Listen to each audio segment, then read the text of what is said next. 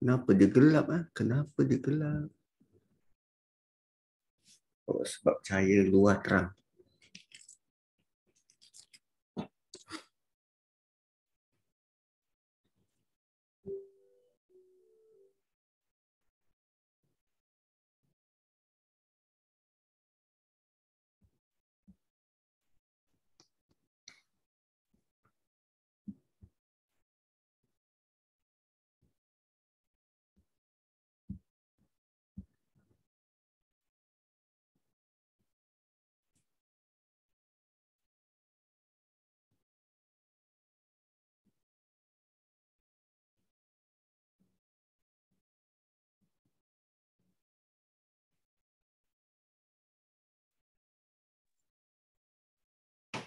Ready, Ustaz?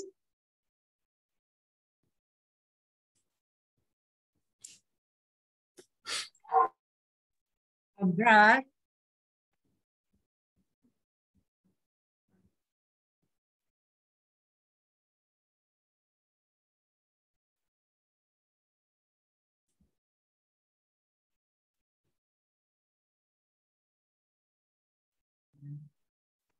Okay, recording pun dah sebelum.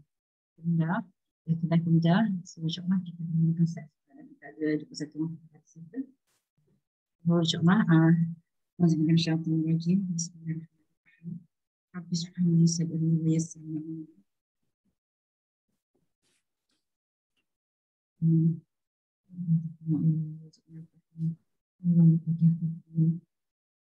Alhamdulillah. Assalamualaikum warahmatullahi wabarakatuh, sahabat-sahabat semua. Alhamdulillah, pagi ini kita masih diberi kesempatan Allah SWT untuk berada pada sesi yang seterusnya pada kupasan surah Yasin. InsyaAllah pagi ini sambung pada ayat 33. Sebab ayat itu Ustaz saya tak habiskan ayat 33 tu. Tak habis tak? Ya. 34. Perkataan 33. ya.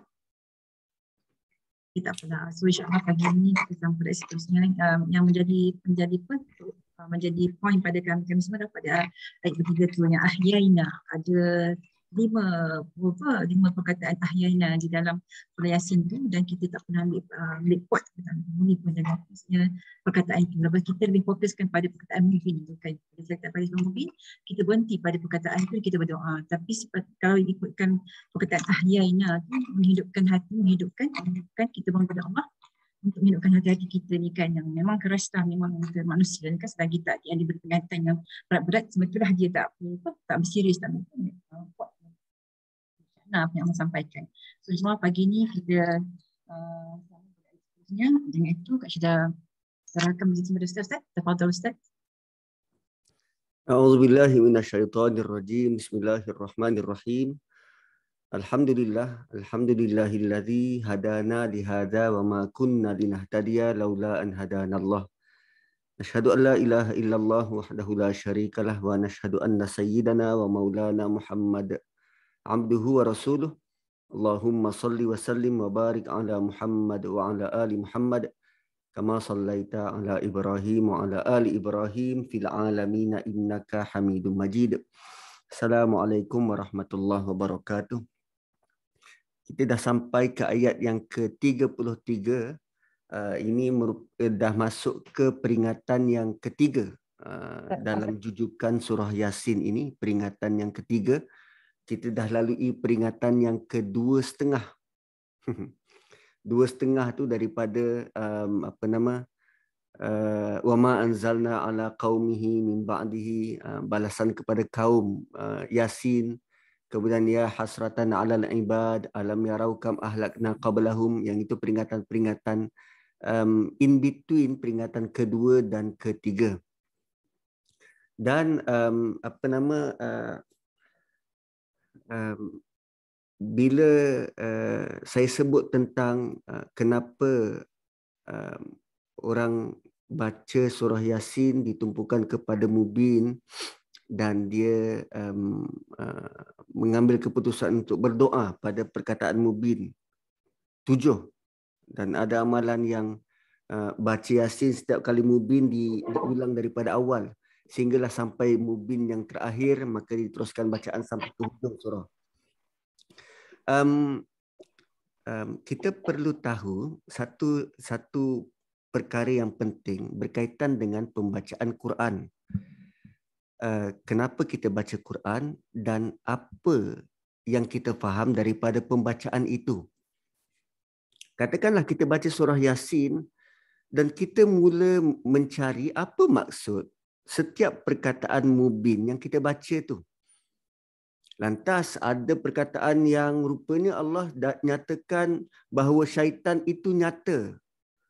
Lalu kita bertindak untuk berdoa, ya Allah, selamatkanlah aku daripada syaitan yang nyata ini.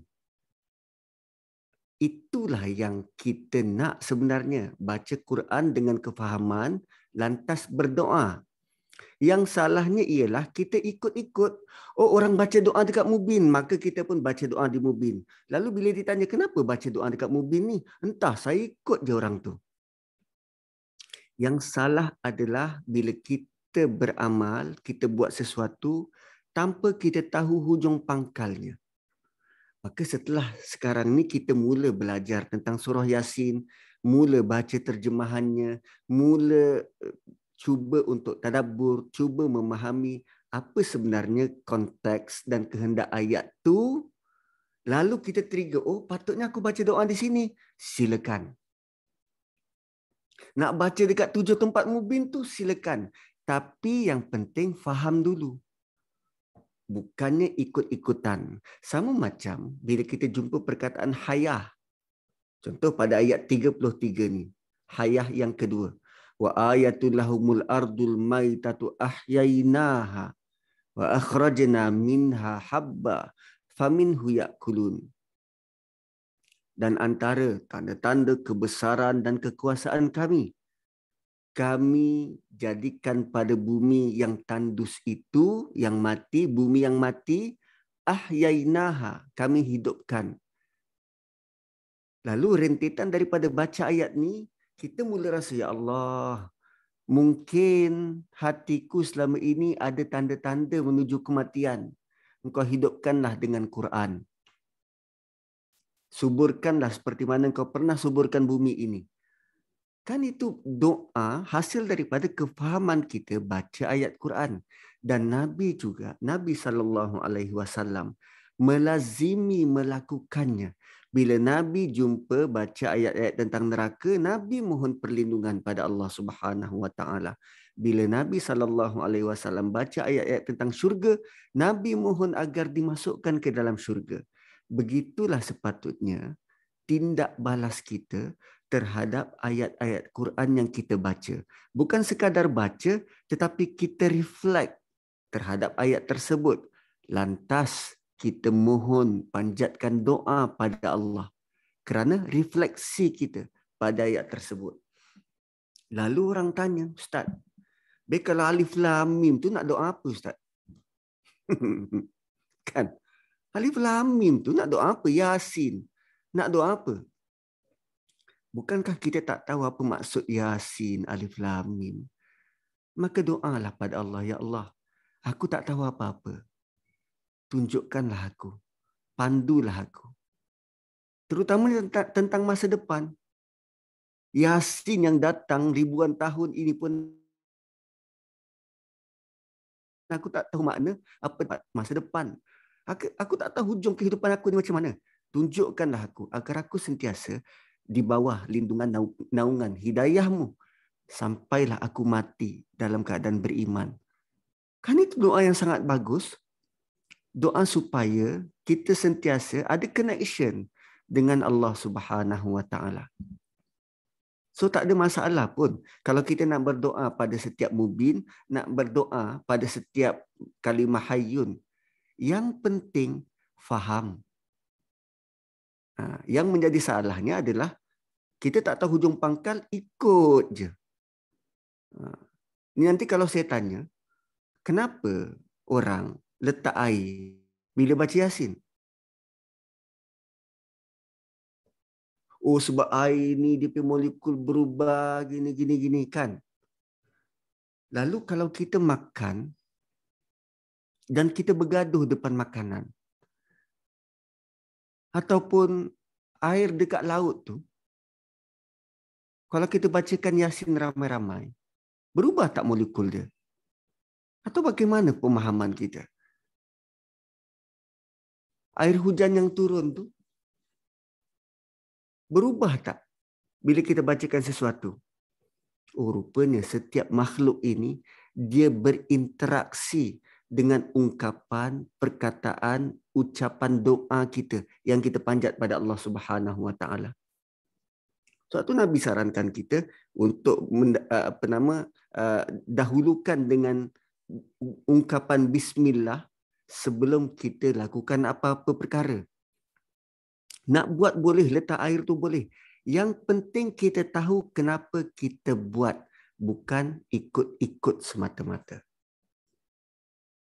Dan ada satu grup yang lain. Saya ada beberapa grup tadabbur surah Yasin. Ada satu grup yang lain tanya macam, Ustaz, apa pandangan Ustaz terhadap baca Yasin malam Jumaat? Saya katakan, hadis yang sahih tentang amalan malam Jumaat, hari Jumaat ataupun malamnya adalah surah Kahfi. Tapi saya tidak menolak kemungkinan ada hikmah besar yang ulama dahulu titipkan buat kita untuk baca surah Yasin. Dan kenapa surah Yasin? Kerana kita dahulu pernah dijajah sangat lama. Dan waktu itu agama ini masuk ke tanah Melayu. Dan kita mendapat satu agama panduan baru yang sangat utuh dan kukuh. Lalu demi menyelamatkan akidah terutamanya, akidah Nusantara ini terutamanya, maka dititipkan surah yang penuh dengan ingatan demi ingatan demi ingatan, supaya anak watan ini tidak lupa jati diri. Tidak lupa betapa berharganya nikmat akidah yang kita dapat. Satu surah Yasin ini perlu dibaca berulang kali, ingatan terhadap Allah Subhanahu Wa Taala, dan diharap agar dapat menghidup dan menyuburkan hati. Itu antara lain mungkin yang kita boleh dapat manfaat. Kenapa ulama terdahulu sangat tekankan surah Yasin ini berbanding surah yang lain? Dan lagi satu, bila kenduri, baca doa selamat surah Yasin. Kenduri tahlil surah Yasin. Itu ke yang diajar Nabi? Betul, Nabi tidak pun menggariskan pada mana-mana perlakuan, perilaku dalam sunnah. Tiada pun sebut begitu. Namun satu sudut yang kita perlu lihat adalah usaha si anak untuk menjemput orang makan di rumah dan sama-sama baca Quran.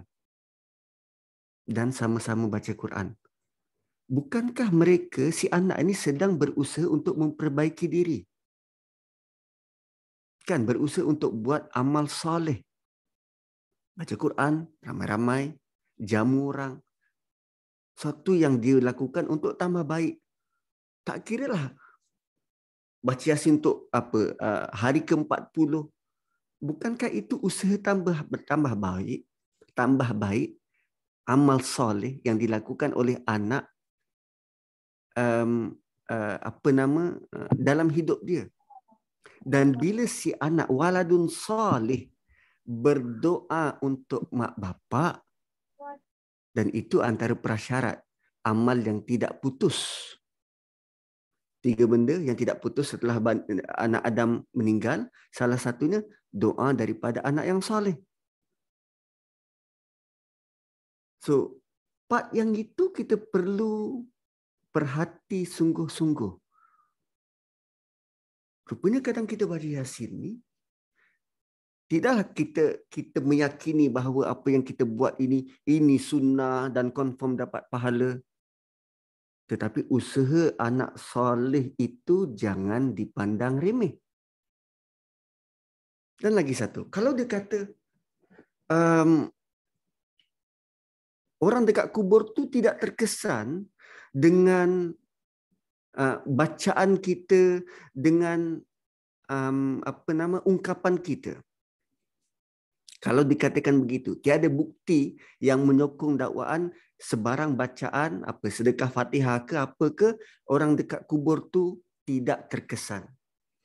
Kalau macam tu, boleh ke saya maki-maki mak saya? Atau saya maki mak awak, boleh? Mak awak dah meninggal, saya maki dia dan doakan dia dapat azab. Awak sudi nak dengar? Awak kata tak terkesan.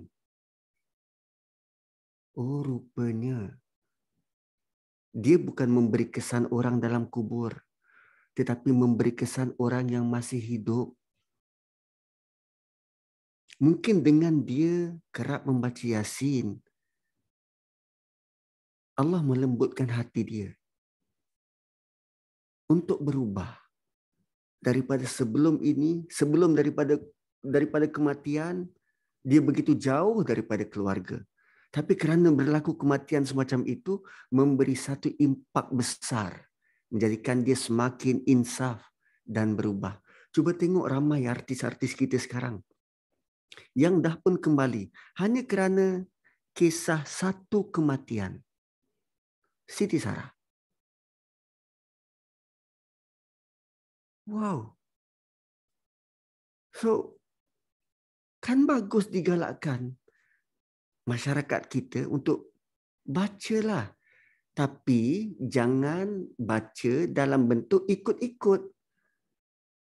Tapi dapatkan kefahaman sebenar. Kan baca dengan betul, dengan niat yang baik, berdoa pada tempat-tempat yang sepatutnya. Berdoa dengan cara yang baik kerana kita faham ayat tu, maka kita berdoa. Dan moga-moga Allah nilai segala perilaku kita ini dinilai ibadah dan Allah terima. Itu yang kita nak. Itu yang kita nak. Yang salah adalah dakwaan-dakwaan. Yang salah adalah mewajibkan benda yang harus. Itu salah. Yang salah adalah kita buat tanpa usul periksa. Main balon je buat. Janganlah begitu. Kita tingkatkan pemahaman dan moga bila kita faham, kita boleh bergerak sendiri. Bila orang tanya, kita ada jawapan-jawapan konkret.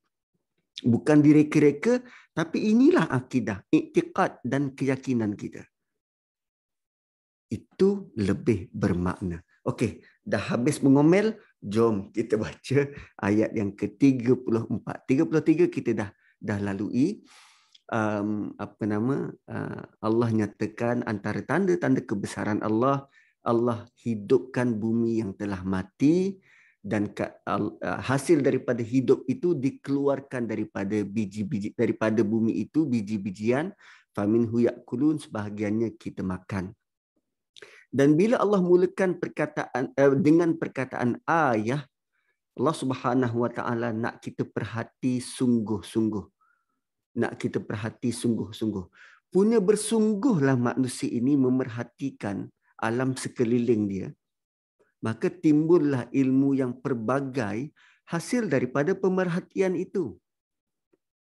Kita dapati sehinggakan bukan sahaja satu cabang ilmu yang tumbuh, kita hasilkan dekat Malaysia ini Universiti Pertanian Malaysia dahulunya.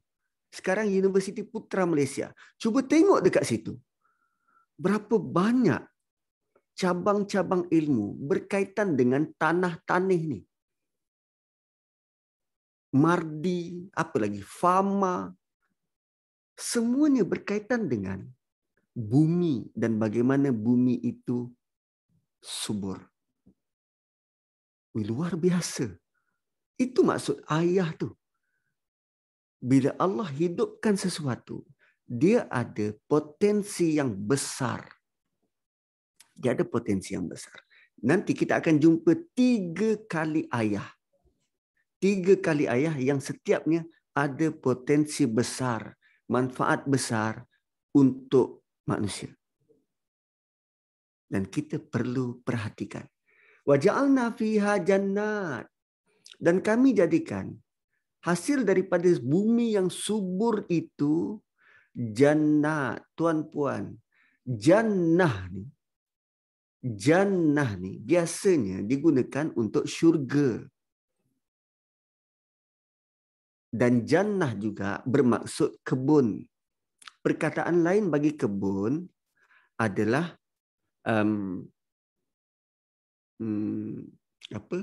hadaik. Hadaik. Perkataan lain bagi kebun. Dan ada beberapa perkataan lain dalam bahasa Arab. Tapi kenapa Allah tak pilih hadaik sebagai kebun? Tapi kenapa jannat? Allah nak bagi tahu. Saking hebatnya bumi yang subur itu, kita merasakan seolah-olah berada dalam syurga. Cantiknya, indahnya, menawannya. Tuan-tuan pernah tengok hasil bumi yang menakjubkan?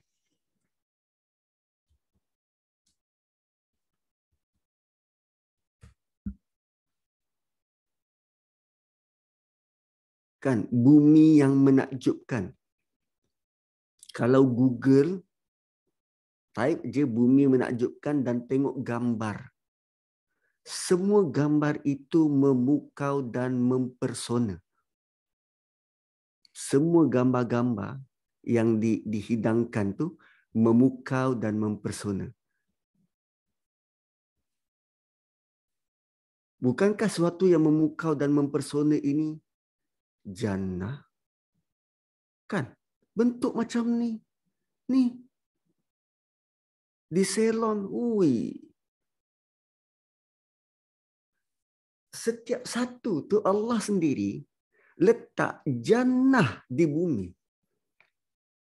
Walaupun bukan maksud syurga, tetapi benda yang cantik dan mendamaikan. Hilang segala kekusutan bila melihatnya.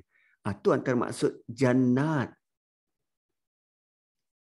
Dan pada ayat ini Allah katakan jannatin min nakhil wa a'nab.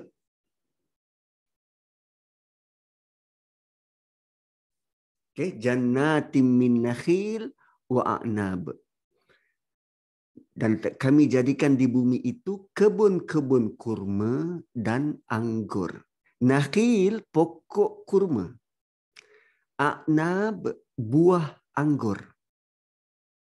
Satu pokok kurma, satu buah anggur. Kenapa satu pokok dan satu lagi buah? Kenapa tak sebut jannatin min apa? Yusuf Tayyub apa? Kurma dalam bahasa Arab. Rutab. Kenapa tak sebut rutab? Kenapa sebut pokok kurma? Dan kenapa tak sebut pokok anggur tetapi buah anggur? Satunya disebut pokok, satu lagi disebut buah. Allah sedang highlight benda yang paling banyak bawa manfaat. Kurma itu bukan hanya kurma yang bawa manfaat tetapi seluruh pokok tu. Dia macam pokok kelapa. Seluruhnya itu mendatangkan manfaat dan faedah.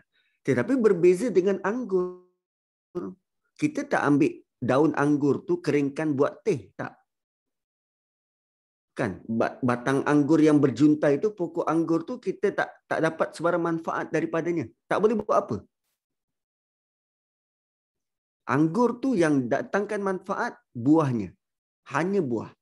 Yang lain belum ada orang buat sesuatu daripada pokok anggur. So jannatin min nakhili wa a'nab wa fajjarna fiha minal uyun, dan daripada bumi itu kami pancarkan beberapa mata air. So bumi bukan sahaja dihidupkan dengan air, tetapi dia juga menawarkan kehidupan kepada yang lain. So Allah nak kita perhati nikmat besar ni. Okay? Bila kita dah perhati nikmat besar dan kita dapat manfaat, maka kita boleh relate, buat perbandingan pula dengan wahyu yang turun menghidupkan hati yang mati. Sama seperti hujan yang turun menghidupkan bumi yang mati. Hujan turun dari langit, wahyu juga turun dari langit. Hujan turun ke atas bumi, wahyu turun masuk ke dalam hati. Bumi yang tadinya mati hidup kembali menjadi subur, hati yang tadinya mati tanpa panduan hidup kembali menjadi subur kerana sentuhan wahyu. So bumi yang telah subur ini menumbuhkan begitu banyak jenis tanaman, tumbuhan sehingga Allah gelar sebagai jannat, memukau dan mempersona. Malah bukan sekadar itu, bumi itu juga memancarkan mata air. Yang tadi air turun daripada atas. Sekarang bumi bertindak memancarkan air tu, memancutkan air. So hati yang hidup tadi, bila dia asimilasi dengan wahyu, dia akan hasilkan akhlak-akhlak terpuji, tindakan-tindakan yang selari dengan keagungan, kebesaran dan keesaan Allah Subhanahu Wa Taala. Dan hati tadi itu pula akan memancarkan pula sinar bahagia buat manusia lain. Jadi hati itu bertindak untuk tubuh badan dia, mengeluarkan akhlak yang baik. Dan hati itu juga tadi, hati itu akan mengeluarkan, memancarkan mata air supaya orang lain pula dapat manfaat. Orang lain pula terkesan. Atau dari sudut perbandingan metafora. Kenapa sebut bumi yang mati dan kaitannya dengan hati yang mati. Liya'kulu min samari. Supaya kamu dapat manfaat makan daripada buah-buahannya. Wa ma amilathu aydihim. Dan apa yang engkau kerjakan dengan tanganmu. So bumi selain daripada buah yang Allah tumbuhkan pokok dan hasilkan buah, ada juga tanaman yang manusia perlu usahakan. Sawit misal kata, kalau tiada usaha, orang terdahulu bawa benih daripada Brazil untuk tanam di tanah Melayu. Rasanya sampai sekarang kita tak kenal pokok sawit. Dan sampai sekarang kita tak pernah tahu pun bahawa sawit sesuai ditanam, terutamanya di tanah gambut. Wa ma amilathu aydihim. Adanya usaha-usaha manusia untuk menghasilkan tanaman. Allah tutup ayat itu dengan afala yashkurun? Kau tak bersyukur ke? Bentuk nikmat besar ini. Bukankah bila kita perhati dengan cara yang betul, dengan panduan yang betul, dapat maklumat yang betul tentang alam, akhirnya kita ada dorongan untuk bersyukur.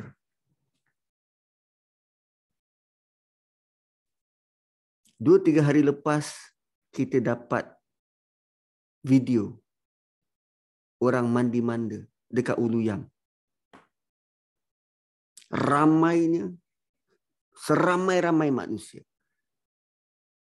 Kan jalan dekat kiri kanan sepanjang Ulu Yam tu dipenuhi dengan kereta. Kalau kereta je tak terhitung bilangannya, apatah lagi manusia yang di dalam tu. Yang lebih mengecewakan adalah kesan selepas tu. Sampah ditinggalkan.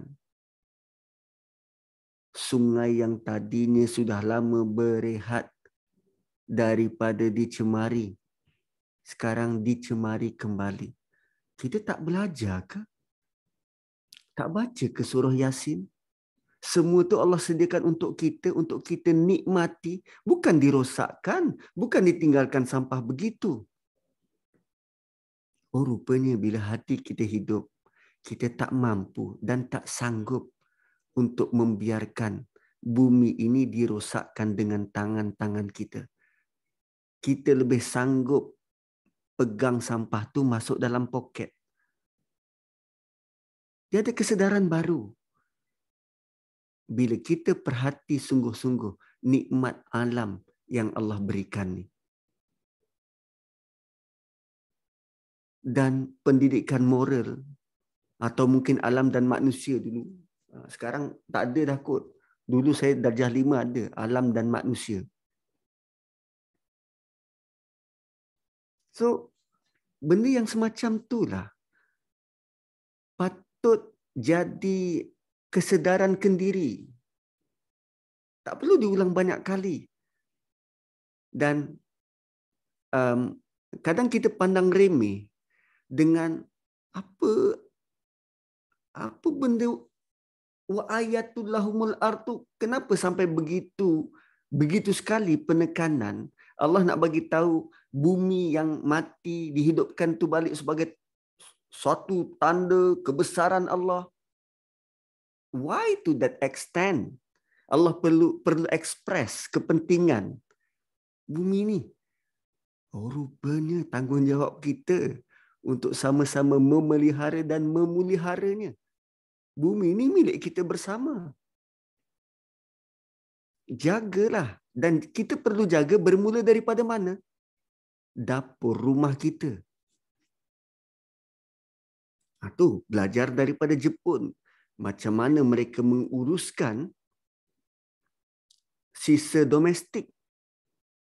Asingkan bahan yang boleh di-recycle dan bahan yang boleh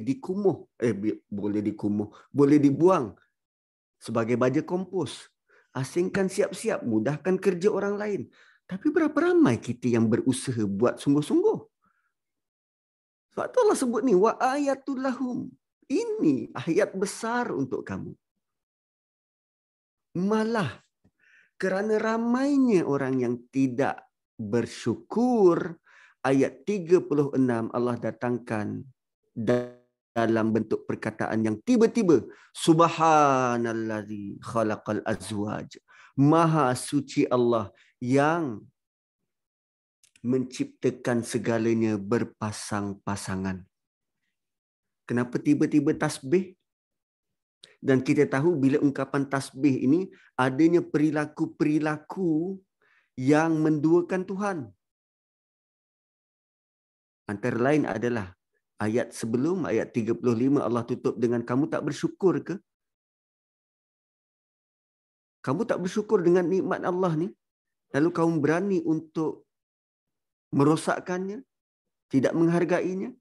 Bukankah itu dalam bentuk melekehkan Allah Subhanahu Wa Taala? Dan kita sudah belajar tentang tasbih surah Hasyr. Kita masuk hutan, biarkan sampah di situ. Pokok-pokok itu sedang bertasbih, mengesakan Allah, memuji Allah. Kita tega untuk melakukan kerosakan di situ.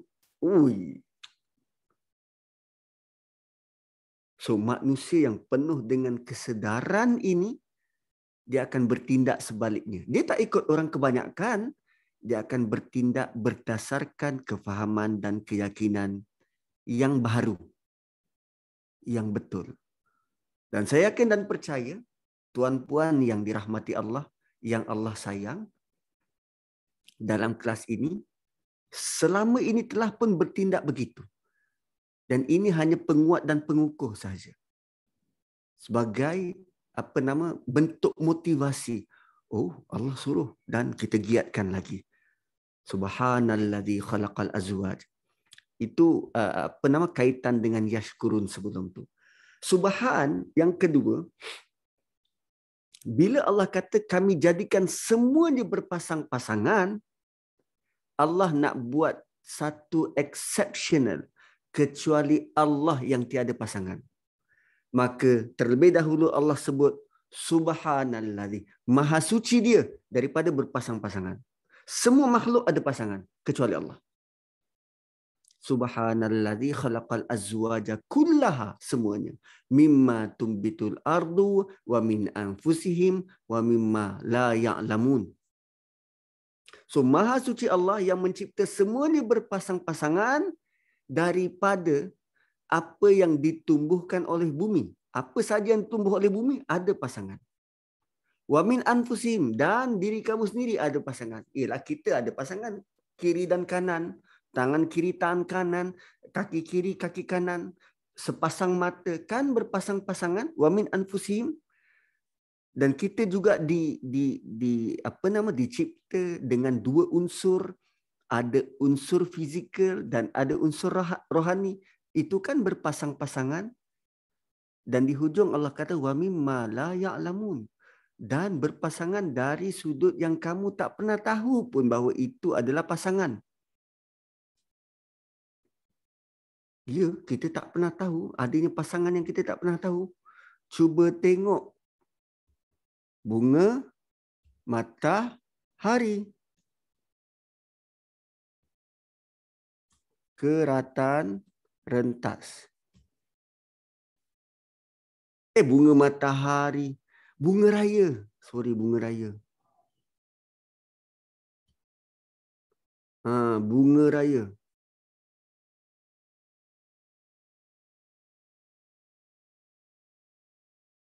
Cuba tengok bunga raya. Pasangan yang kita tak tahu. Dalam bunga raya,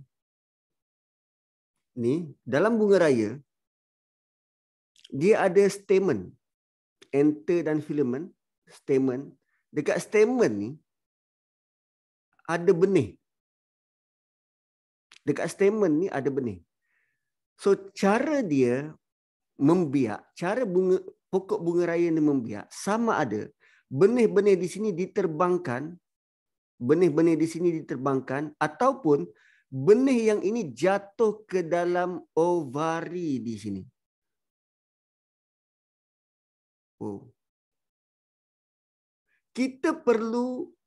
Lelaki perlu wanita untuk bersenyawa. Tapi bunga raya tak. Dia sendiri boleh bersenyawa. Pernah tahu? Kita tak tahu kalau kita tak belajar. Satu Allah kata wa mimma la ya'lamun. Ada pasangan yang kita tak pernah tahu pun. Rupanya itu bentuk pasangan. Oi. Tak terfikir kita. Itu betapa saintifiknya Allah Subhanahu. Betapa hebatnya ciptaan Allah sehingga kita perlu kajian saintifik untuk kenal pasti wa mimma la ya'lamun tu. Dan banyak lagi bentuk-bentuk pasangan yang kita tak pernah tahu. Kerang, kan, kupang, which is dia dui gender. Dia boleh jadi gadis dan dia boleh jadi teruna. Kerang, kupang. Oi, dahsyat.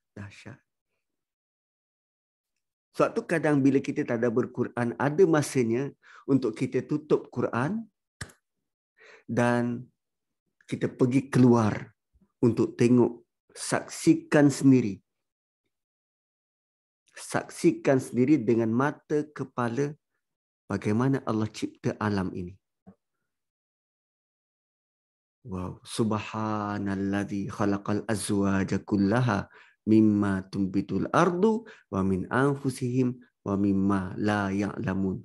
So ini 1/3 daripada peringatan keliling. Ayah yang pertama. Sekarang kita nak pergi ayah yang kedua. Sebelum tu saya nak baca dulu komen dekat ni. Okey. Kalau tuan rumah tu baca sekali, okey Ustaz. Yang banyak jadi tuan rumah tak baca pun sebab sibuk nak jamu orang makan buat sekadar jadi tradisi. Yes, itu yang salah. Sepatutnya tuan rumah jadi tekong. Ini sebab Ustaz datang, Ustaz dah cover semua. Saya berlepas diri. No, janganlah macam tu. Kalau boleh kita buat usrah keluarga. Kan sesama adik-beradik, jom kita bacakan Yasin untuk ibu tercinta. untuk ayah tercinta. Hasil didikan mereka kita dapat baca Quran ni. Jom sama-sama kita berusaha jadi anak yang soleh. Doa anak yang soleh, tak ada hijab untuk mak bapak. Kan bagus. Oh, Ustaz Masjid Negara pula yang datang. Memanglah. Memang sampai ke langit yang ketujuh kedengaran. So, lepas tu, kalau yang rewang lepas jamu makan tu siap tanya sedap tak? Tapi begitulah. Daripada kelompok kita yang kecil ini, kalau kita biasakan yang betul, lama-lama masyarakat akan sedar. Rupanya baca Yasin itu bukannya perlu kita sub pada orang lain, tetapi kita sendiri baca dan penuh kefahaman. Dan moga-moga mak bapak kita dapat saham. Atuk nenek kita dapat saham yang sama. Itu yang kita nak. Kita bukan saja berbakti pada mereka sewaktu mereka masih hidup, tetapi lama selepas mereka meninggal, mereka tetap dapat manfaat daripada kita. Dan paling penting, kita tinggalkan legasi yang memahami kenapa mak bapak dia buat. Bukan ikut-ikutan, tetapi penuh dengan fakta. Itu yang penting. Ya, Malaysia not learn easily, don't learn easily. Perangai kita memang dah sangat suffer. Ialah tiap minggu kita dengar kawan-kawan kita, doktor kita, WWF, orang yang cinta kelab pencinta alam, melihat dunia ini sudah begitu tenat dan sesak, tapi kita masih lagi lenggang kangkung. Okey, kenapa Allah sebut tamar dan anggur, tidak buah yang lain? Pertamanya, ayat ini dia punya audiens. Audiens pertama adalah kepada bangsa Arab. Audiens pertama kepada bangsa Arab sebab dia Makkiyah. Dan Arab ini dia ada asobiah yang kuat. So apa-apa perkara, apa-apa benda yang berkaitan dengan mereka, mereka akan cepat nak dengar. Kalau disebut durian, pertama dia nak memahamkan durian tu apa satu hal. Yang kedua, dia rasa asing bagi dia, lalu dia tolak. Tapi bila dia dengar kurma dan anggur, kurma buah untuk marhain, anggur buah untuk orang ada-ada. Cuba tengok dalam filem, dia tak perlu kita pergi jauh. Tengok dalam filem, orang ada-ada, orang kaya-kaya. Dulu kalau bulan Ramadan kita ada tengok cerita Arab, Firaun. Cuba tengok Firaun dekat istana tu makan buah apa? Durian? Tak. Dia makan buah anggur.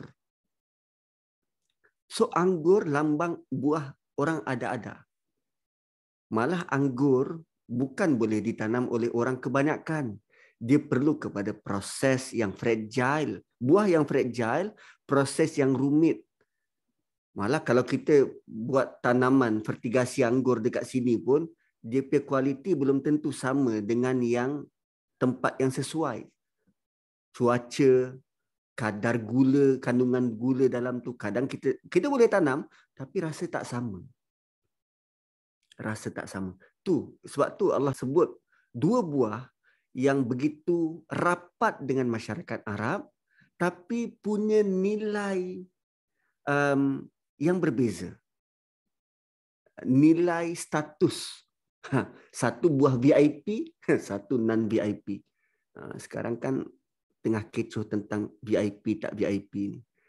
Sebab tu mungkin Allah sebut buah yang biasa. Supaya senang ditangkap oleh masyarakat Arab dan menarik perhatian mereka. Wallahu a'lam. Okay.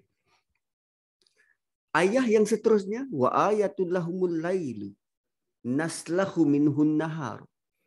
Dan dalil betapa berkuasanya Allah, kami jadikan bagi kamu lamul milk, milik kamu malam. Kami jadikan bagi kamu malam. Naslahu minhun nahar, kami hilangkan siang daripadanya. Malam timbul kerana Allah hilangkan siang. Dalam ayat yang lain, kami seliputi malam itu, kami seliputi siang dengan malam. Kami selimut yaghshal laila wan nahar. Kami selimut siang dengan malam, dengan kegelapan malam, dan kami seliputi kegelapan malam dengan siang. Tapi di sini Allah guna perkataan naslah, hilang. Kami hilangkan siang daripadanya. Maka serta merta mereka dalam gelap gelita. فَإِذَا هُمْ مُظْلِمُونَ. Serta merta mereka dalam gelap gelita. Allah cerita pasal apa ni? Perubahan siang dan malam ke? Kalau perubahan siang dan malam, dia mesti ada perkataan yang serupa. Naslahu wa ayatul lahumul lailu naslahu minhun nahar wa naslahu minhul lail. Contohnya, perkataan berulang. Silih berganti itu. Tapi ini mungkin dalam bentuk walillahil masalul a'la, mungkin dalam bentuk gerhana matahari. Kegelapan itu datang tiba-tiba kerana matahari ditutup oleh bulan. Kan? Dan dalil yang terang untuk mereka berfikir ialah malam. Wa ayatul lahumul lail. Antara tanda kebesaran kami adalah malam. Kami hilangkan siang dan tiba-tiba datang gelap gelita. Suasana waktu gerhana matahari tiba-tiba gelap gelita malam. Terutamanya pada spot, di exact spot. Kan beberapa tahun yang lepas ada gerhana matahari 2 kali dekat Khatulistiwa ni, dan antara tempat yang menjadi tumpuan tu dekat Indonesia. Kita juga merasainya, tapi kita separa gelap. Dekat sana memang betul-betul gelap. Memang tak tipu punya gelap, memang betul gelap. So, tiba-tiba datang dan Allah berkuasa buat begitu. Ayat seterusnya, wasyamsu tajri limustaqarril laha. Dan matahari berlari, beredar di atas trek dia. Matahari beredar. Allah tak kata bumi beredar mengelilingi matahari. Allah tak kata bulan beredar mengelilingi matahari. Sekarang Allah kata matahari yang beredar. What? Matahari beredar? Tahun bila yang kita tahu matahari beredar?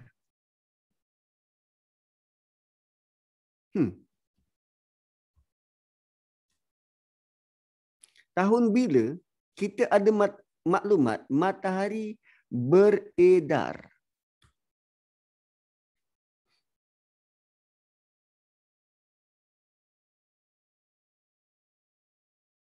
Malah orang macam mana? Tahun 80-an. Tahun 80-an.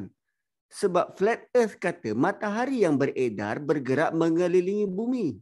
Allah tak kata pun dalam ayat tu ini dalil flat earth yang percaya matahari yang beredar mengelilingi bumi. Cuba baca balik ayat tu sungguh-sungguh. Wasyamsu tajri limustaqarril laha. Allah kata matahari beredar di tempat yang ditetapkan baginya. Tak pun dikata, tak ada sebut perkataan bumi pun. Dan kita dapat tahu maklumat matahari beredar ni 80-an.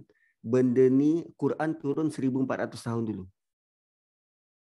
Dan sekarang kita nak tengok bagaimana matahari bergerak. Kejap saya cari dia punya video. Kejap.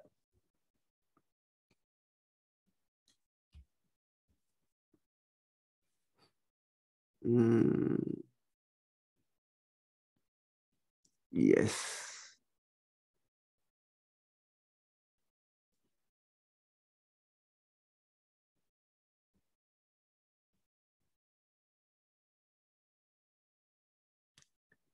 Sekejap ya, ni saya tunjuk.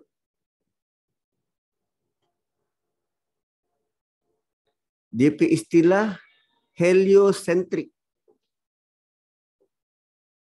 Ya, daripada awal lah.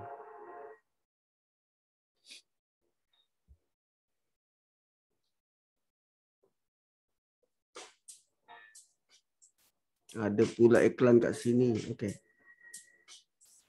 Ini dulu heliocentric. Kita tanggap solar system kita macam tu. Tapi rupanya sebaliknya.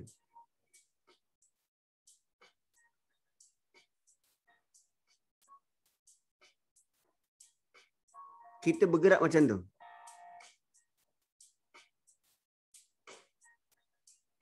Bumi dan planet lain bergerak mengitari matahari. Matahari sedang bergerak limustaqarril laha tu. Sedang bergerak.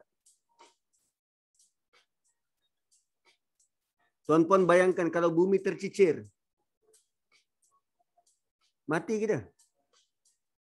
Bayangkan kalau bulan tercicir kerana berlaku gerhana matahari. Terlepas daripada graviti matahari. Kita bila-bila masa boleh mati. Zalika taqdirul azizil alim. Tengok ayat tu. Allah sedang bagi tahu kita suatu realiti. Kehidupan kita boleh binasa bila-bila masa. Tapi Allah yang menetapkan kadarnya menjadikan kita masih lagi boleh melihat hari esok. Ui, dahsyat. Dahsyat. So boleh tengok majalah Forbes, our motion through space isn't a vortex but something far more bla bla bla.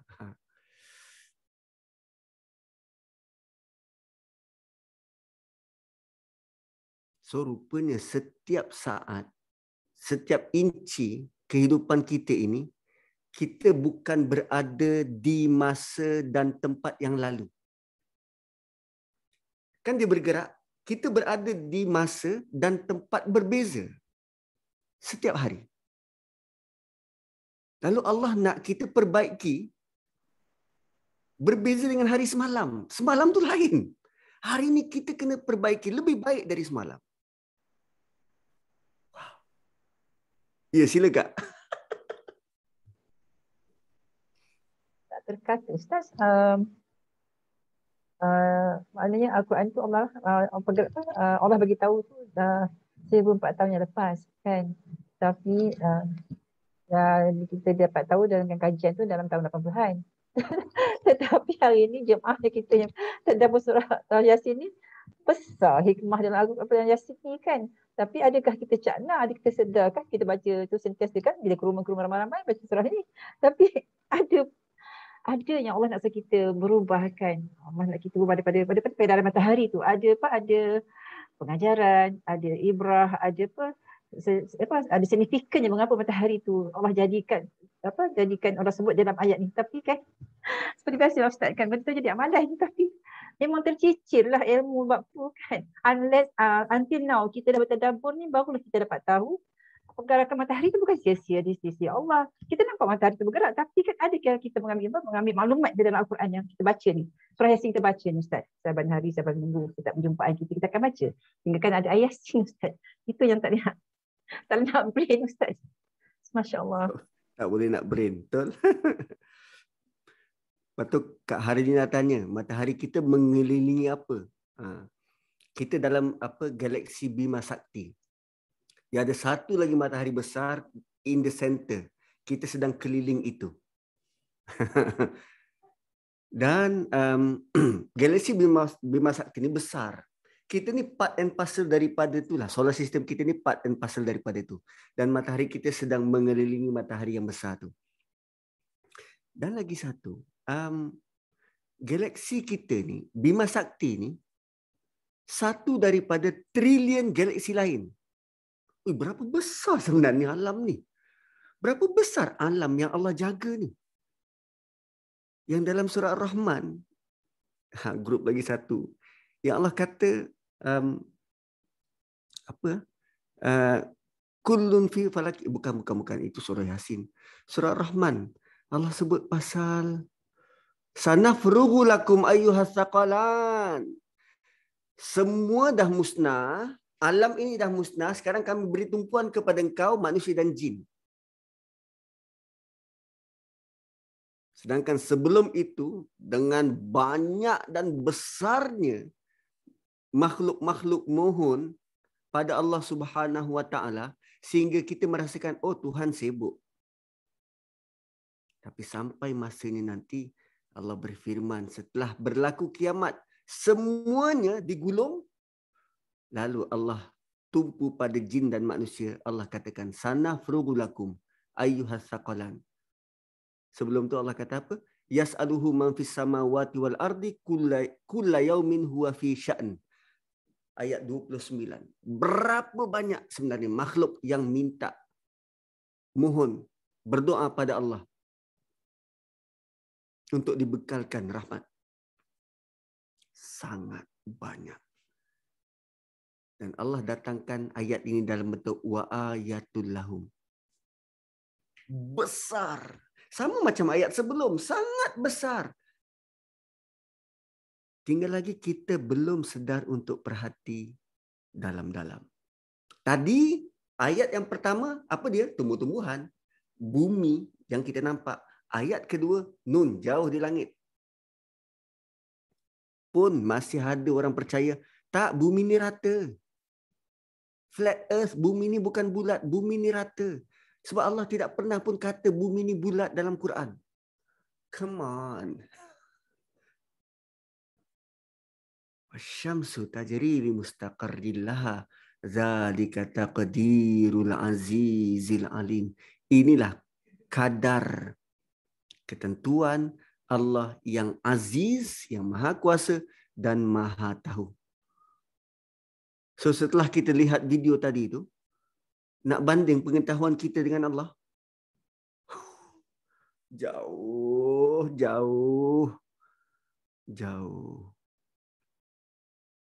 Ustaz, bermakna di atas tu semua dalam genggaman Allah, Ustaz. Kalau kata tersilap sikit saja memang musnahlah kita semua ni kan. Tapi Masya Allah. Dahsyat. Itu memang dahsyat lah. So berapa matahari ada? Ini baru langit pertama. Betul. Matahari ada berapa? Tak tahu berapa banyak. Dan kalau ikut hadis Nabi itu,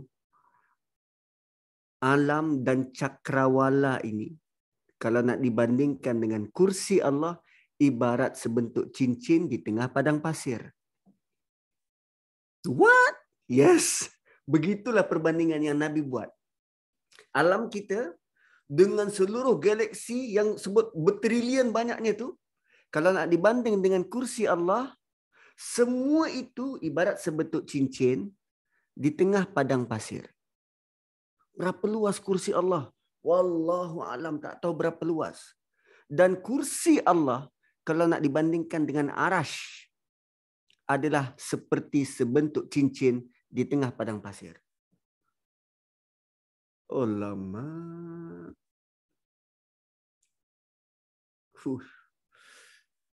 Tak tergambar kita. Ialah malaikat yang memikul arash. Arash Allah Subhanahu Wa Taala dipikul oleh 4 malaikat. Nanti di mahsyar ditambah lagi 4. Ada 8 malaikat yang pikul arash ni. Tak tahu arash ni macam mana tapi dipikul. Ada 4 malaikat. Dan salah satu malaikat tu nak dibuat perbandingan besar tak besar dia, antara cuping telinga sampai ke bahu, jarak antara cuping telinga sampai ke bahu perlu perjalanan 40 tahun. Perlu perjalanan 40 tahun. Itu ada dalam hadis Nabi SAW. Malaikat yang pikul arash.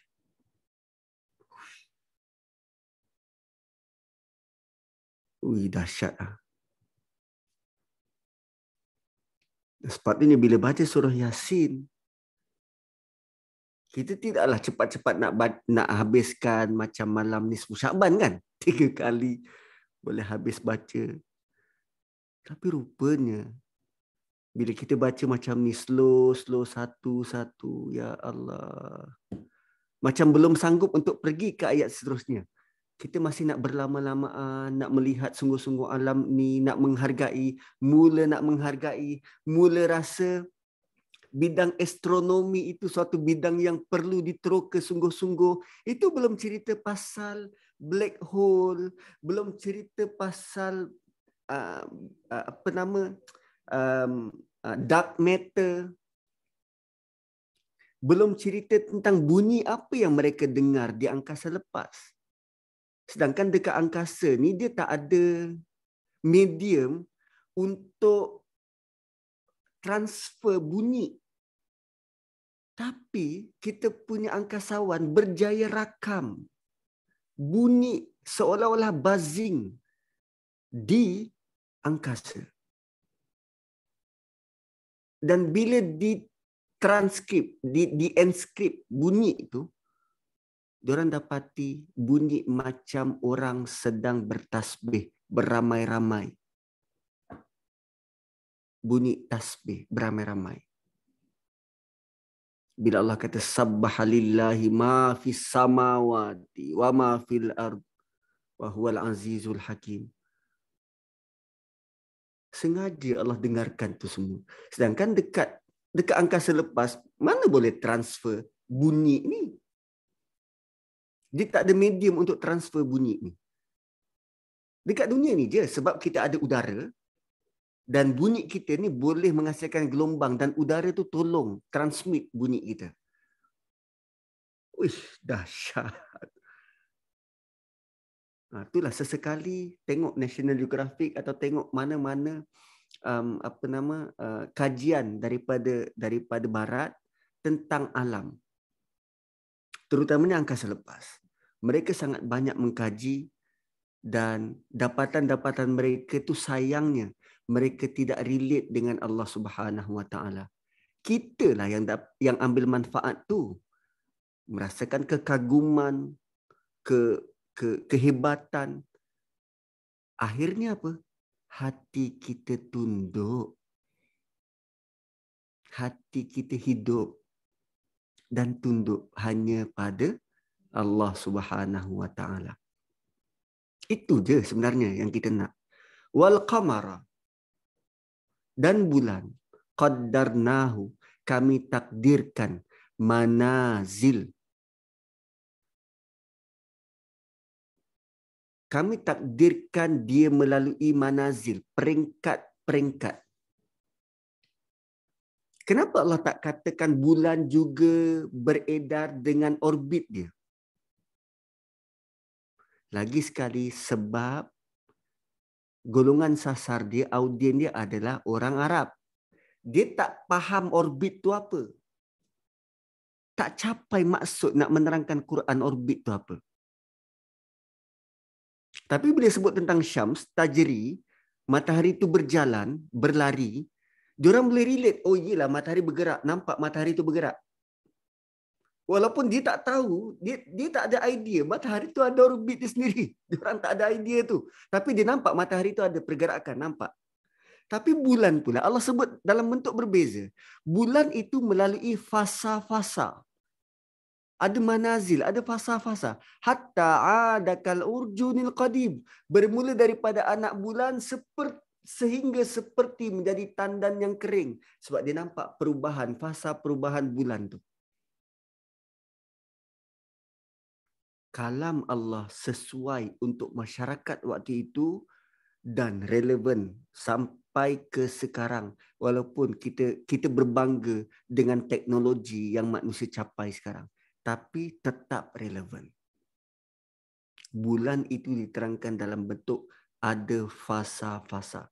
Dan sampai sekarang kita sangat perlu kepada maklumat dari ahli falak untuk menentukan dah nampak anak bulan ke tak. Selagi tak nampak anak bulan, selagi itu tak boleh raya. Puasa. Selalu kita tumpu, nampak anak bulan. Oh, boleh raya, boleh raya. Rupanya lebih penting daripada itu, puasa. Nampak anak bulan. La syamsu yambaghilah. Kami tidak benarkan. It is not allowed for the sun to reach the moon. Matahari tak mungkin mengejar bulan. La syamsu yambaghilah an tudrikal qamar. Matahari tak mungkin mendahului bulan. Walal lailu sabiqun nahar. Dan malam tak mungkin mengatasi siang.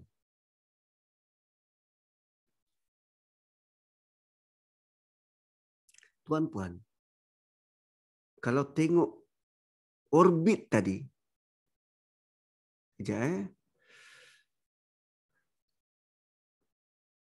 kita kalau fikir dalam-dalam, pening kita, pening. Macam mana Allah boleh buat benda tu tepat?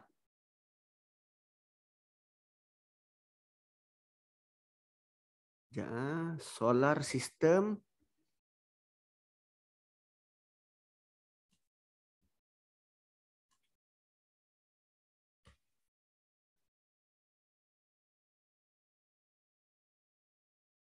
Okeylah, saya tunjuk yang ni. Kecil pula gambar dia. Oh, okey, ni besar kan. Okey. Nak tengok macam mana Allah buat tu tepat. Ni bumi. Dia mengelilingi matahari. Okey? Dia mengelilingi matahari. Dia berputar mengelilingi matahari.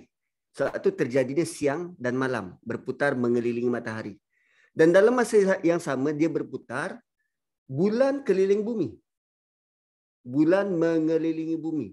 Punya tepat Allah buat tu, setiap kali bulan kelilingi bumi, kita seolah-olah nampak matahari tak mungkin mengejar bulan. Sedangkan kalau kita tengok daripada luar macam ni, macam mana bentuk matahari tak kejar bulan? Kita kena berada di bumi untuk melihat matahari tak mungkin mengejar bulan, seperti mana siang tak mungkin mengejar malam.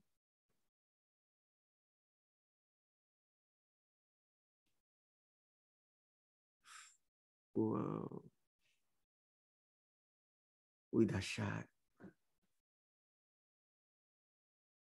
Dahsyat. So, benda tentang sains ni, tuan-puan kena buka balik buku sains tingkatan 5 ke tingkatan 3. Tapi apa pun, kalau nak mendalaminya, cari orang yang pakar dalam bidang. Tanya dia sungguh-sungguh. Ada, kita punya, saya suka ikuti perkembangan doktor muda UKM tu. Pernah jadi tokoh Maulidur Rasul. Doktor apa entah, tapi ada dalam FB.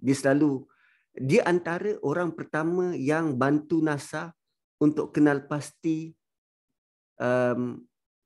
black hole dekat angkasa.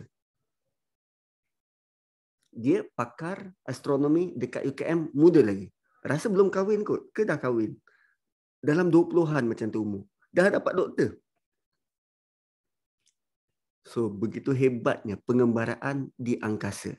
Tuan-puan pernah tahu ke dekat angkasa kita ni ada dinding? Ada dinding? Tak pernah tahu ya? Ni nak tahu tunjuk. tak ada, Ustaz? Tahu tak ada. Okey, kita tengok dinding angkasa. Giant wall.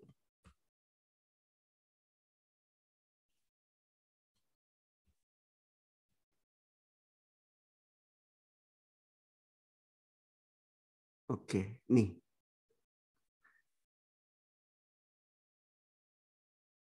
Kalau boleh cari dekat YouTube, ni bentuk dinding angkasa.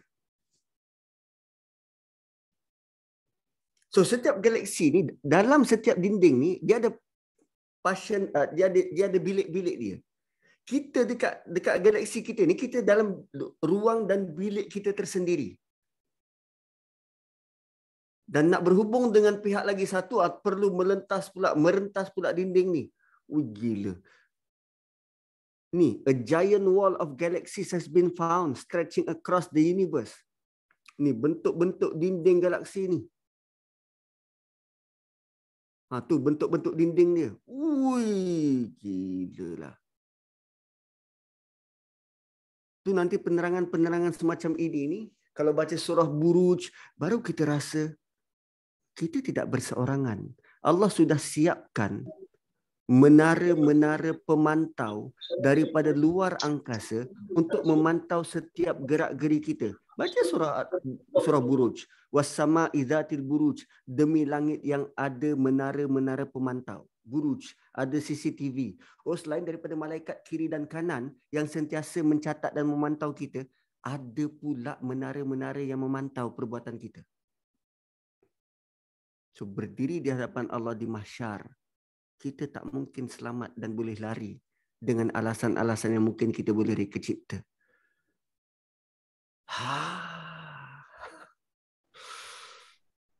Ustaz, maknanya dia relate dengan ayat ke-12 kan Ustaz, yang berkenaan dengan setiap catatan Allah dah catat dan moving yang pada ayat ke-12 tu. Kita dah kopasukan maknanya kan ayat ni betul lah, dia macam kait mengait isyada lah, macam pertenunan kata di Ustaz Syami, ayat Quran ni ayat Quran dia macam tenunan isyada kan, berkait-kait-kait-kaitkan. Jadi kita kalau perlu Kak cakap connecting the dots kan antara ayat-ayat tu. Jadi memang subhanallah, alhamdulillah, wala ilaha illallah akbar. Ini betul kesimah Ustaz. Hari ni Ustaz explore, Ustaz pergi jauh lagi dari ni, kita orang macam semua terkedua lah, dah kerdil ni, betul-betul kerdil ni kita ni, dah tadabbur Al-Quran ni. Baca surah Yasin tu, maksudnya surah Yasin tu itulah pemahaman tak ada kan. Kalau kita baca penuh dengan pemahaman, memang tunduk kita kan, memang kata bukan tunduk lagi dah, memang kata je lepuk lah dengan makna dia kan. Sebabnya kita tak baca apa makna dia, terjemahan pun tak baca, kita baca macam tu je. Bila Ustaz kupas kata, ya Allah Tuhan, terlepas pandang lah kami ni semua kan. Memang tak baca, memang mana ada orang nak baca, ramai-ramai tu nak baca terjemahan kan. Maknanya kita dah ada macam ni, boleh kita faham maksud surah Yasin sebenarnya Ustaz. Masya Allah. Okey, kadang dia ada dua benda lagi saya nak kongsi. Pertamanya tentang ayat seterusnya tu nanti, di hujung ayat tu nanti. Tapi sebelum tu saya nak kongsi yang ini. Bagaimana kita melihat Zuhal dari bumi? Saturn and Jupiter. Macam ni kan? Setitik begini. Okey, pemandangan Zuhal daripada bumi. Dan kita tahu Zuhal tu besar. Planet dia macam ni, besar. Tapi kita nampak daripada bumi kerana jauhnya kedudukan dia tu, maka kita nampak setitik macam tu je. Bayangkan kalau kita berada di Zuhal dan sekarang kita melihat bumi. Berapa besar bumi? Mungkin kita juga akan nampak besar setitik macam tu, atau mungkin lebih kecil setitik macam ni.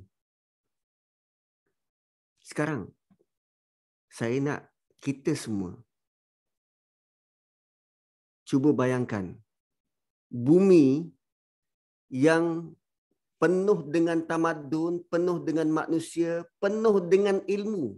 Gabungan seluruh ilmu zaman berzaman sejak Nabi Adam sampailah ke akhirat, kita nampak daripada Zuhal tak lebih besar daripada setitik itu. Dan bayangkan kekuasaan Allah, bakinya.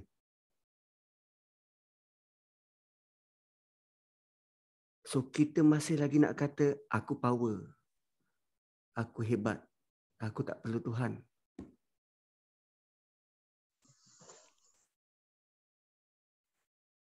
Kita ni setitik je Kak. Unsignificant. Patut surah Yasin menyedarkan kita hakikat itu. Kita ni unsignificant. Tapi Allah keep on bagi kita rahmat, bagi kita rahmat, bagi rahmat, bagi hidayah, bagi rahmat. Malah daripada makhluk yang tak signifikan ini, Allah dengar doa dan permintaan kita. Allah. Wih, dahsyat. Seorang lagi. Ish, apa ni? Dahsyat. Lagi. Dan okeylah, saya habiskanlah. Habiskan ayat tu dan nanti kita boleh tafakur, duduk sebentar, tafakur, mengenang balik letak duduk diri kita ini, mengakui yang kita benar-benar hamba dan berusaha untuk menjadi seorang hamba yang sebenar. Walal lailu sabiqun nahar, siang dan malam itu bersilih ganti, tak mungkin kejar mengejar antara satu sama lain, tak mungkin mendahului. Wa kullun fi falaki yasbahun, dan setiap sesuatu beredar, terapung-apung, beredar, berenang di tempat masing-masing. Okay, wa kullun fi falaki yasbahun, sama ada di matahari, bulan, bintang, siang malam itu beredar, terapung-apung di tempatnya masing-masing. Cuba tengok perkataan kullun fi falak. Kullun fi falak. Kita baca secara terbalik pun dia akan dalam bentuk kaf lam fa ya lam kaf. Kaf lam fa ya fa lam kaf. Kalau kita baca terbalik, kaf lam fa ya fa lam kaf. Dalam bentuk palindrom. Kullun fi falak. Dia menepati. Macam mana pun diterbalikkan, dia tetap sama. Kullun fi falaki yasbahun. Dan lebih menakjubkan adalah, cuba kita tengok bintang utara.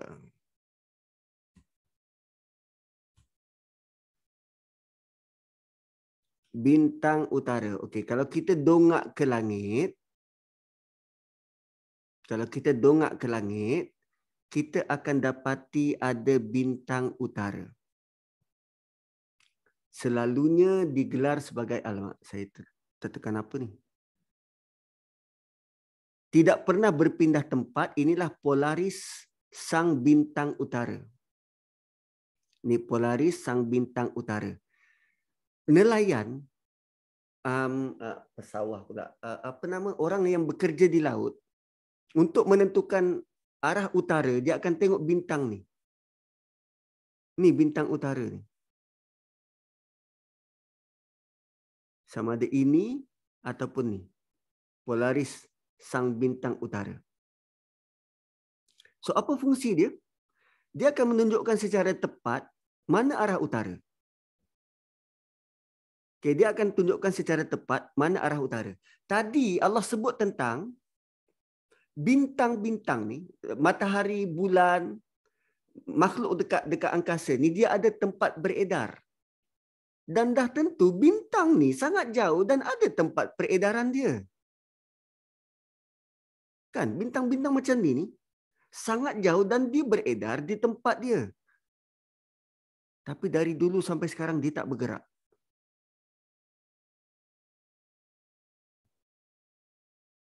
Seolah-olah Allah staykan dia kat situ. Jarak dia jutaan tahun. Untuk nampak dia bergerak, berganjak dari tempat dia tu, makan masa berjuta tahun dari sekarang. Tapi selama itu, dia bawa manfaat kepada manusia untuk tunjuk arah utara. Makhluk di luar sana, Allah tundukkan untuk kita. Yang tadi kita tengok, kita tak ada sebarang nilai signifikan in terms of besar kecil. Tapi Allah yang Maha Penyayang menunjukkan kasih sayang luar biasa buat kita. Wah. So, jom kita bertafakur untuk menyelami hakikat manusiawi, hakikat keberadaan kita. Wa ayatul lahumul lail, itu merupakan tanda yang sangat besar dari Allah. Dan ini merupakan tanda kedua. Next week, insya-Allah kita masuk tanda yang ketiga. Wallahu a'lam.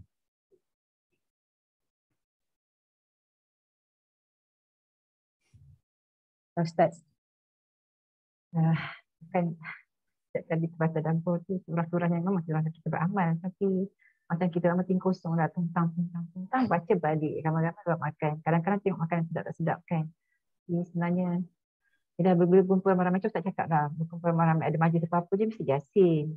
Nah, ni lah semua Yasin.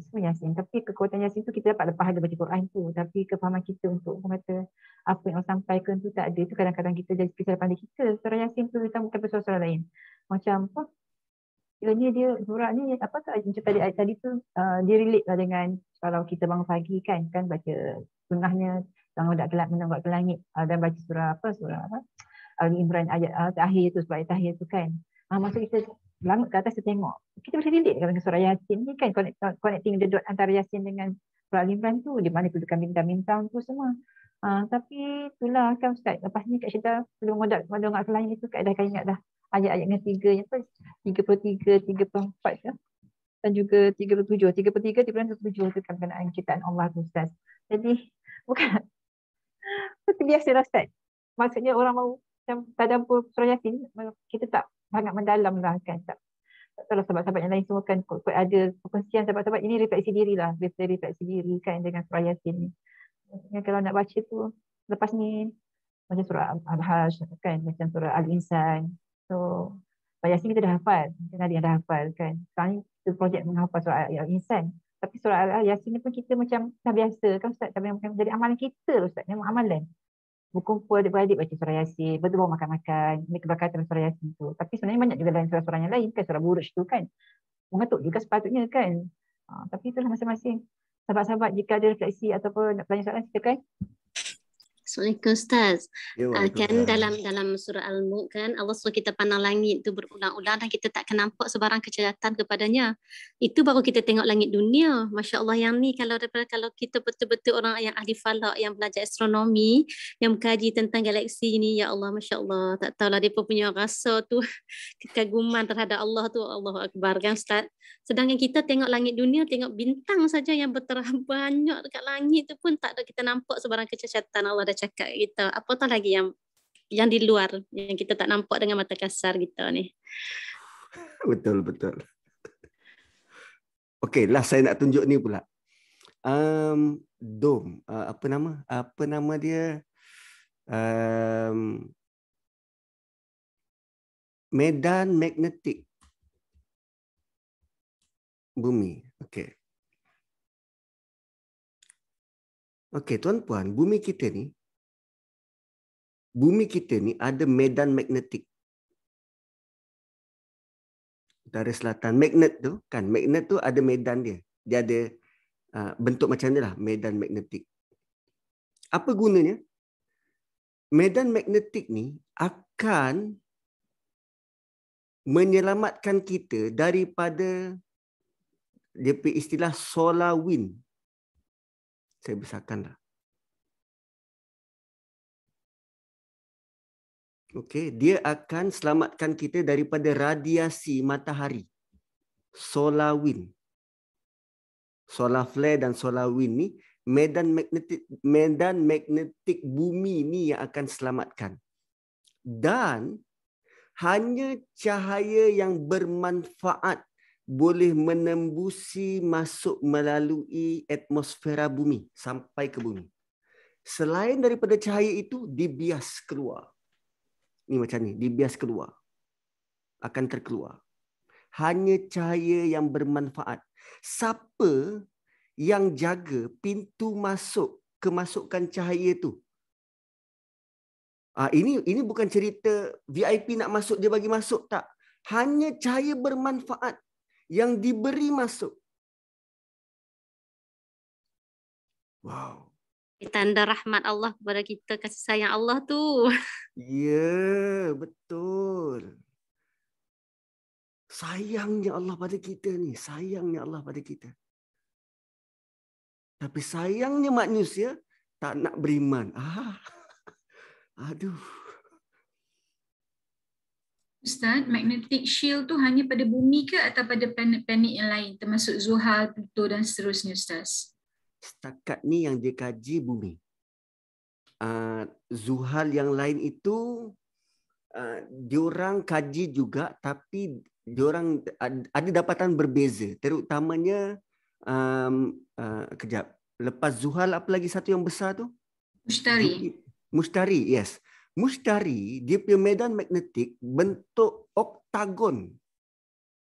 Bentuk oktagon di atas. Yang ni saya baru dapat tahu hari tu saya tengok YouTube National Geographic. Apa nama? Science Geographic ke apa benda dah. National Science. Bentuk oktagon di atas permukaan di kutub apa nama Mushtari, dan saintis masih mengkaji apa fungsi benda tu pada planet-planet yang lain tu, sebab mereka difahami tiada penghuni. Jadi nak protect apa? Ya, betul. Sebab dikatakan planet-planet lain pun tidak boleh diduduki sebagaimana kita menduduki bumi kerana planet lain tidak mempunyai air. Air adalah salah satu sumber kehidupan pada manusia. So jadi maknanya yang magnetic shield tadi sebagai perisai itu hanyalah berada pada bumi. Betul kan saya kalau saya silap Ustaz? Betul setakat ni. Okay, cuma sebab bila didapati dekat Mushtari tu, diorang pelik. Kenapa dekat Mushtari bentuknya macam tu, bentuk oktagon, dan dia punya bentuk pula, kita tahu kan oktagon tu macam mana, dan dia ada 5 pilar mengelilingi pilar yang besar di tengah. Kita pun tak tahu kenapa ada di situ. No, saintis pun tak tahu kenapa ada di situ. Tapi saya melihat, ya Allah, memang sangat banyak lagi benda yang berada di luar daripada pengetahuan kita yang Allah buat. Tapi ada fungsi besar untuk planet tu yang kita tak tahu. Subhanallah. Kena panggil Dr. Rahana, isteri Dr. Zul ni. Ya, betul. Betul, Liza boleh suggest kalau dalam grup biar Ustaz Zul baca. Kan, kena panggil tu. Hari tu kan tak ada center panggil dah kan. Kagum gila dengar. Ui, dia ulas pasal lebah tu je. Kita rasa macam ni lebah. Lepas tu itulah Ustaz, sahabat-sahabat silakan jika ada Ustaz sedia soalan ke kan, sampai rasanya alhamdulillah lah ini dapat dari ilmu yang sepatutnya kita dapat betul berpuluh-puluh tahun yang lepas kan, tapi ada baru hari ni Allah kita kefahaman lah.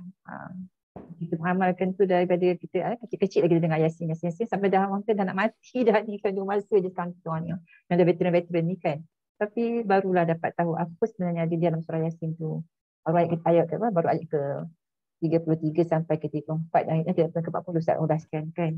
Ni sahabat-sahabat rasanya mesti ada untuk dikongsikan. Silakan jika nak soalan ke apa ke. Ada soalan tu dia tanya. Ustaz. Yes. Okey, saya nak tanya satu lah. Okey.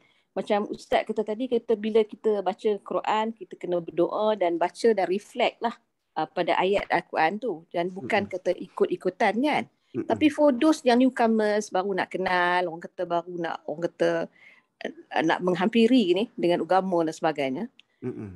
Of course kita akan ada juga yang bab ikut-ikutan tu. Betul. Kan? Jadi kan macam mana untuk kita macam yalah kadang-kadang kita dengar macam contoh macam ada ayat-ayat yang orang kata amalkan benda ni, so ada akan lepas siksa kubur dan sebagainya. Jadi kita berlandaskan pada itu je dan kita amalkan, sama ada kita jadikan dia sebagai wirid dan sebagainya. So apa pandangan Ustaz lah pada golongan macam ni, sebab kita baru nak mengenali kan.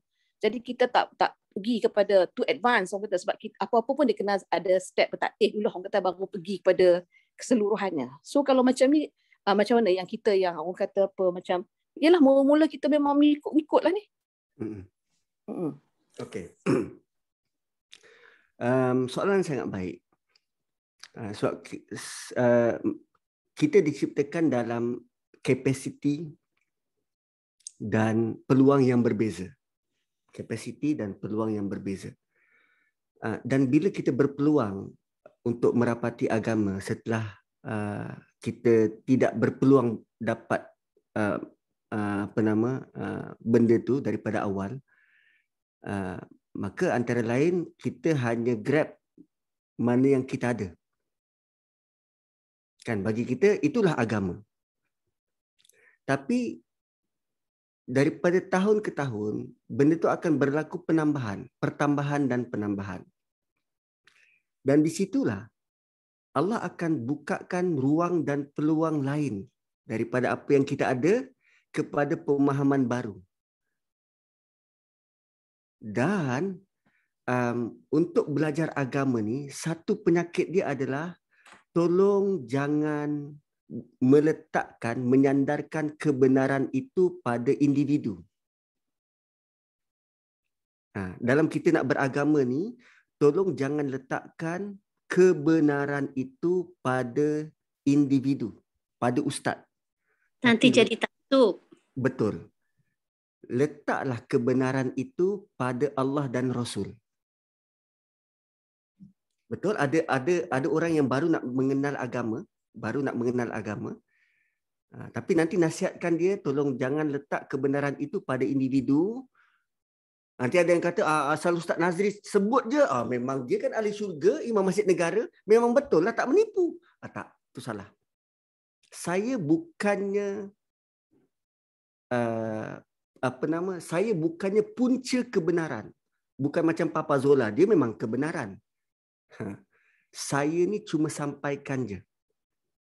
Kebenaran terletak pada Quran dan Sunnah. Itu yang paling benar. So, bila kita makin belajar, kita akan jumpa banyak maklumat. So, kita jangan terikat hanya dengan satu sumber, tetapi pelbagaikan sumber. Tapi dalam masa yang sama berdoa, ya Allah, arinal haqqa haqqa warzuqna ijtinabah wa arinal batila batila warzuqna ijtinabah. Kurniakan kepada aku, biar aku nampak kebenaran itu sebagai benar dan rezekikan aku untuk mengikutinya, dan biar aku nampak yang salah itu sebagai salah dan rezekikan aku untuk menjauhinya. Kita ikut, kita belajar, tapi dalam masa yang sama, mohon Allah lindungi kita daripada perkara-perkara yang rosak dan salah. Faham Ustaz. Terima kasih Ustaz. Ya, sama-sama. Ada soalan dekat situ ayat 33, kenapa Allah guna yakulun dan beza dengan at'am? Yakulun dan beza dengan at'am. 33. Faminhu yakulun, faminhu yat'amun. Entah, saya pun tak tahu.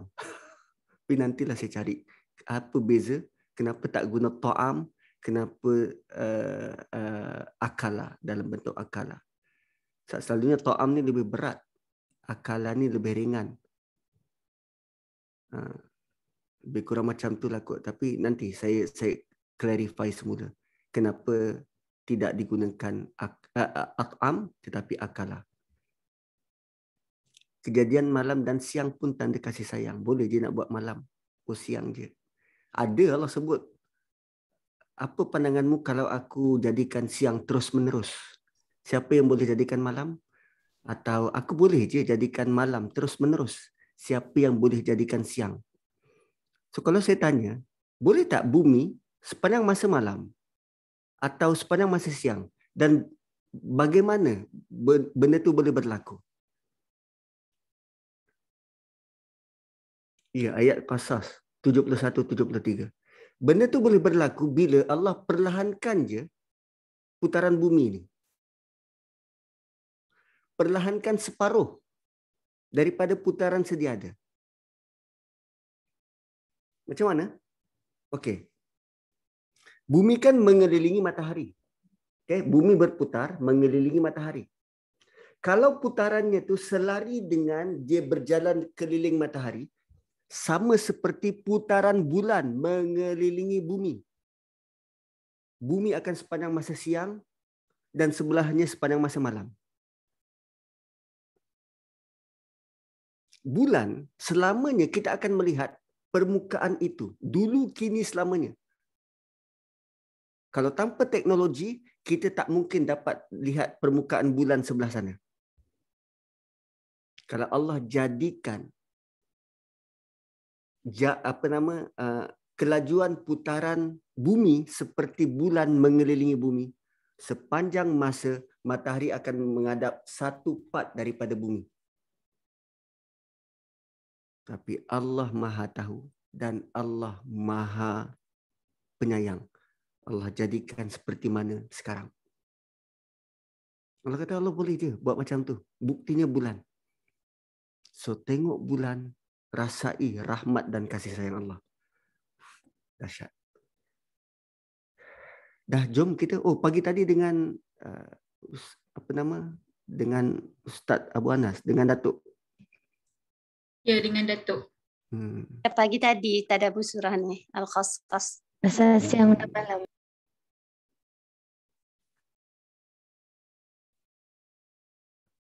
Malam hingga kiamat, siang hingga kiamat. Lepas tu diorang duk cari kan macam mana, apa possibility matahari terbit dari barat. Kalau tadi kita tengok matahari berjalan macam tu, bumi beredar macam tu mengelilingi matahari, apa possibility matahari terbit dari barat? Macam mana bentuk matahari mungkin boleh terbit dari barat? Pernah merangka bagaimana plan Allah nak terbitkan matahari dari barat?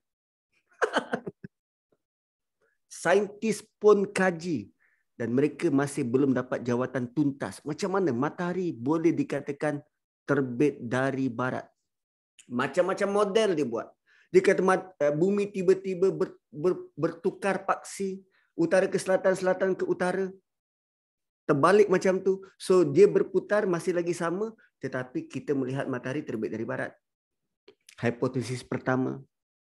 Hipotesis kedua dia kata, macam mana mungkin matahari bumi tiba-tiba bertukar paksi? Mana mungkin boleh berlaku macam tu? Ada possibility kedua, bulan hancur. Bila bulan hancur, bumi lari keseimbangan, tiba-tiba bertukar. Bukankah matahari terbit daripada barat tanda utama kiamat besar? Pintu taubat tertutup.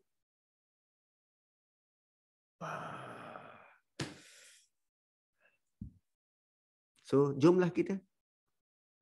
Mana tahu nak masak makan tengah hari. Satu lagi Ustaz kan, selain daripada doa Allahumma arina al-haqqa kan, kita rasa doa macam Allah Rabbi Jibril wa Mikail wa Israfil fatirus samawati wal ardh kan, itu yang kita baca doa kita daripada ketika salat malam lah. Sebab dalam ada juga minta kita Allah bantu kita lah setiap persimpangan perselisihan yang berlaku kan, minta Allah bantu kita kan. Itu pun daripada hadis juga, hadis yang sahih lah kan. Maksudnya sentiasa kita ni meminta bantuan Allah lah. Bila Ustaz explain benda hari ni, tak ada kuasa apa yang boleh membantu kita melainkan la haula wala quwwata illa billah. Ustaz, memang kami sangat hargailah masa yang tak spendkan untuk kita, kan reservekan untuk kita untuk beri kefahaman tentang Yasin yang menjadi amalan darah daging umat Nusantara ni lah kan. Tapi kenapa negara-negara yang belah Asia kan, belah timur sana tak mengamalkan benda tu? Cuma kita je yang beri. Tapi sebenarnya ada juga surah-surah lain yang macam lebih power surah Yasin tu boleh kita baca kan. Tapi kenapa kita pilih Yasin juga? Patutnya kalau surah Al-Insan tu kita ketengahkan, bagus juga Ustaz jadikan tu bacaan setiap kali berjumpa kan. Ustaz surah kepercayaan kita sendiri kan. Dan kenapa dibaca pada pagi Jumaat kita kan. Sebenarnya kita kena ubah kita punya mindset lah kan. Sentiasa dengan maksudnya yalah Yasin ni memang bagus, tapi ada Quran, ada semua surah ni bagus lah, semuanya ada powerful lah kan. Cuma lagi kita yang tak mengetahui apa yang ada dalam surah-surah tersebut until kita dah tadabbur surah-surah tersebut kan. Surah Yasin, surah Al-Hasyr tu dan juga surah Al-Insan tu kan. Memang kata bila ni sekarang surah Yasin pula Ustaz, memang Ustaz bagi kita orang pening kepala lah. Memang Ustaz bagi kita bagi kita terkedu dan tersedu Ustaz kan. Dan setiap kali lepas kelas kita orang kalau bincang dalam grup apa yang kita dapat, apa refleksi diri pada yang kita dapat pada surah-surah tersebut kan Ustaz. So alhamdulillah dengan itu jazakallahu khairan katsiran Ustaz atas masa yang Ustaz reservekan untuk kami untuk menyampaikan kebenaran pada Al-Quran, bukan peringatan-peringatan yang Allah bagi melalui Al-Quran kan, insya-Allah. So kita jumpa lagi pada minggu hadapan. dengan surah ke-41 ni Ustaz. Kita boleh recap sikit dalam 45 macam ringan siap tadi kan, insyaAllah. So sahabat-sahabat semua, insyaAllah Ustaz pun ada urusan kan yang masjid negara kan. Katanya daripada subuh sampai malam nanti sentiasa kat semua masjid negara Ustaz yang tugasan nanti Ustaz. So insyaAllah kita kena lepaskan Ustaz yang sibuk dengan urusan masjid negara kan. So insyaAllah kita jumpa lagi Ustaz ya. Jazakallah khairan katsira Ustaz. Terima kasih semua. Assalamualaikum. Ustaz. Jazakumullah khair Ustaz. Kak Syida semua. Assalamualaikum. Wassalam. Assalamualaikum. Salam. Terima kasih. Ustaz. Salam Terima suara kasih Syida. Alhamdulillah. yang salam tadi ni ke sahabat saya ke? Terima kasih semuanya. So insyaAllah kita akan sesi pagi ni dengan Terima kasih Kak Syida. terima kasih ya atas keadaan pagi ni sahabat-sahabat semua. Terima kasih Syida. Sama-sama. Sama-sama. iPhone tu siapa? Raizah ke? Kot. Suara macam ni tapi tak iPhone kan tak perasan. Kalau ibu nama tu mak perasan lah. Nama tu suara tu macam familiar je kan. Okay, kita jumpa lagi ya. Ambil refleksi dulu. Okey, insyaAllah. Yasin tu ambil insyaAllah. Kita baca saja ramai-ramai kan, doa semua kan, tapi kat situ ada benda kita ni unsignificant makhluk Allah jadikan. Kenapa unsignificant benda tu kan? Kena ambil ibrah dari surah Yasin insya-Allah sahabat-sahabat semua. So insya-Allah kita end kasih lagi ni dengan surah Al-As dan tasbih kafarah ya.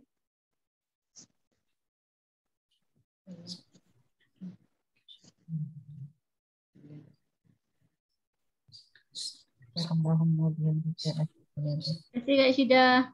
Terima kasih Kak Syida. Sama. Thank you. InsyaAllah jumpa lagi sahabat-sahabat semua. Jom kita ke dapur ya. Jom. Saya sambil masak juga ni sebenarnya. Oh ya ke kat dapur kan? Sihat dia ke Salina? Alhamdulillah saya tak ada apa sangat. Cuma macam penat je. Terima kasih Kak Syida. Sama siapa tu? Tak. Apa ni? 1XP. Ni apa benda ni? Sama-sama semua insyaAllah. So, Okay. kita akan sesi pagi dengan lepas. Assalamualaikum warahmatullahi wabarakatuh. Saya kerja kat office ya.